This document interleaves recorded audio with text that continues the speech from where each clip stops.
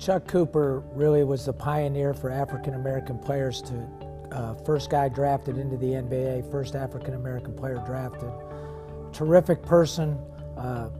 When you think about the history of Duquesne basketball, the first person you really think about is Chuck Cooper, and really was the Jackie Robinson of professional basketball. When you think about, you have the label of the first black player in the NBA, probably tells you about his greatness. When the owner says, I don't care if he's polka dot, he wants Chuck Cooper, that to break color barriers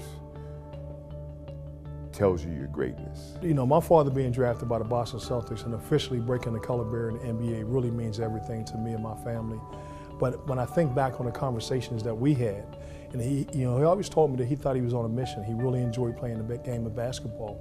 And I'm sure he thought that that opportunity wouldn't be there because there was no precedent to have an African-American in the NBA before him.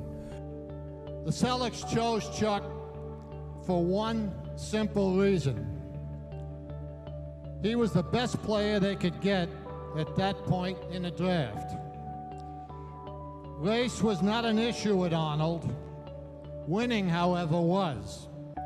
I think that really his legacy is it's more than just being a first African-American ball player.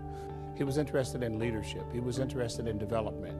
Education was vital for him and anybody with whom he had contact. Chuck Cooper didn't just break barriers in basketball, but he broke down barriers here in the city of Pittsburgh. He was the first director of the Department of Parks and Recreation at the city, but spent a lot of time mentoring and helping people, and that's what the foundation is doing. By establishing the Chuck Cooper Foundation, we were able to continue his legacy of giving back and community service. And to date, matter of fact, after this year, we're probably going to be getting close to awarding almost $250,000 in scholarship support. And that's only going back since 2013. Chuck always stressed education. That was the way out of the ghetto. That was the way to success. So he was a big proponent of talking to young people, inspiring them to go on to college, to live out their dreams. Don't settle, don't settle with someone else decides they want to do with your life. You take command of your life. That was always Chuck's model. Take control of your life and do what you think is best and follow your dreams.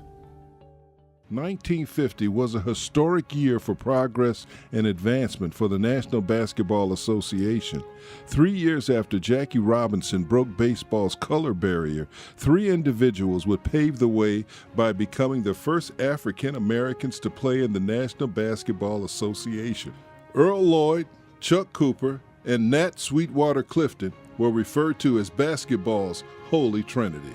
Chuck Cooper broke the NBA's color barrier on April 25, 1950, when the Boston Celtics selected him with the 13th overall pick of the NBA draft.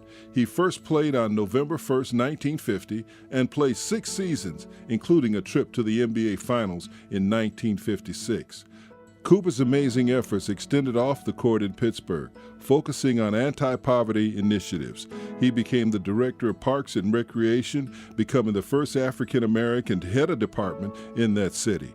Today, his foundation continues Cooper's legacy of education and leadership by granting graduate school scholarships to underserved students.